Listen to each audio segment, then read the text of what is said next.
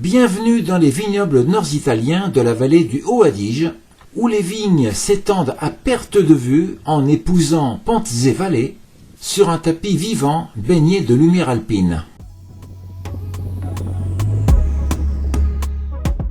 Le Haut-Adige est une région alpine interne, profondément montagneuse et encaissée, où les vallées s'ouvrent comme des couloirs géologiques creusés par les fleuves entre les sommets.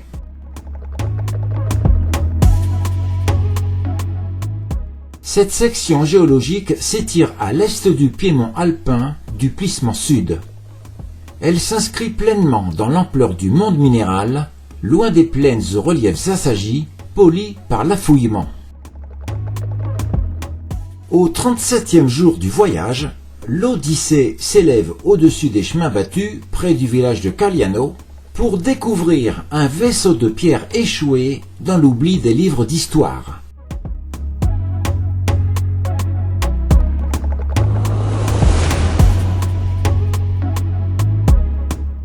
La citadelle médiévale et emblématique de Besano se dresse avec majesté, veillant sur la vallée de l'Adige, entre Trento et Rovereto.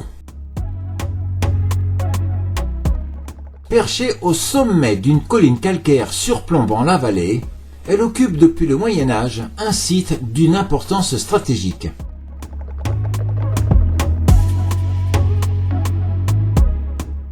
Sa position de garde naturelle, tournée vers l'une des grandes routes alpines, lui permettait de veiller sur les voies de communication reliant le nord du pays au bassin méditerranéen, à la croisée des vents du nord et des promesses du sud.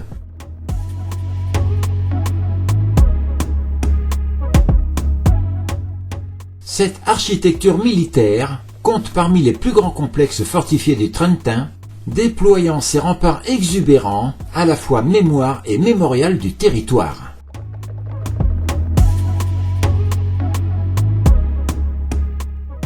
Les premières mentions du château remontent au XIIe siècle, lorsqu'il émerge des archives comme fief des comtes d'Appiano et demeure des vassaux de Bessano.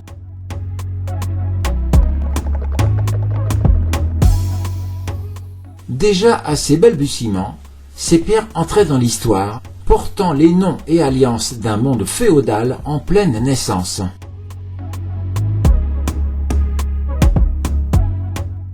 Cette origine médiévale révèle déjà l'importance du site, à la fois bastion défensif et symbole du pouvoir, où la pierre affirmait l'autorité autant que la vigilance.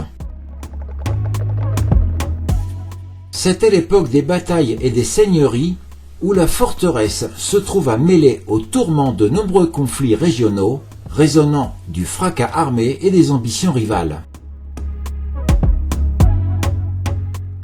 Au XIIe et XIIIe siècle, elle devint le lieu d'affrontement au cœur des guerres féodales, disputées entre les seigneurs locaux et les Véronnais, tandis que ces murs assistaient, impassibles, aux rivalités des autorités.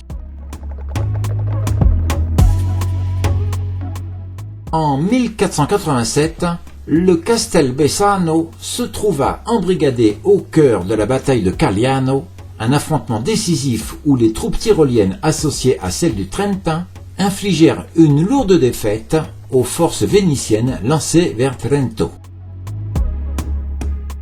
C'est ce jour-là que se joua dans le fracas des armes et l'écho des montagnes un tournant majeur dans le contrôle de la vallée.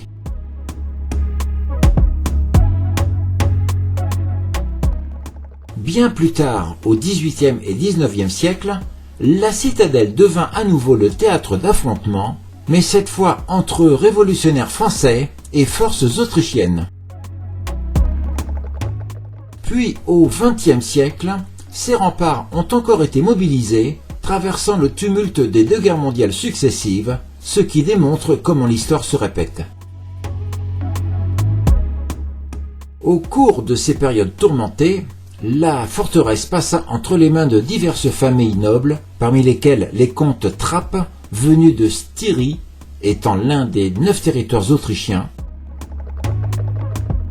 Ils sont devenus maîtres des lieux depuis 1470 et ont demeuré dans ces murs jusqu'au XXe siècle, perpétuant ainsi l'écho durable de cette lignée.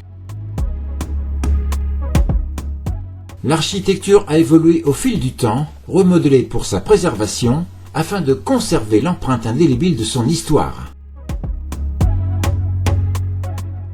Au XVIe siècle, le Castelbessano sera profondément transformé par des murailles plus solides et des bastions lunaires en forme de demi-lune caractéristiques qui interpellent encore aujourd'hui par son enceinte à la forme insolite.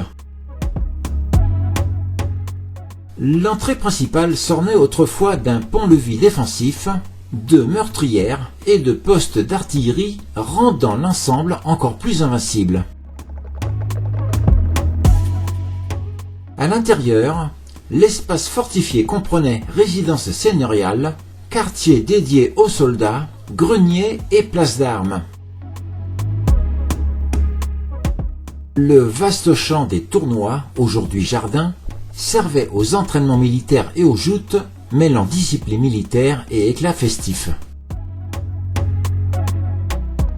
Cette forteresse a transité en lieu de mémoire, puisque, après un siècle d'abandon au début du XIXe, le château fut offert en 1973 par la famille Trapp à la province autonome de Trento, qui l'a ressuscité par de vastes travaux de restauration.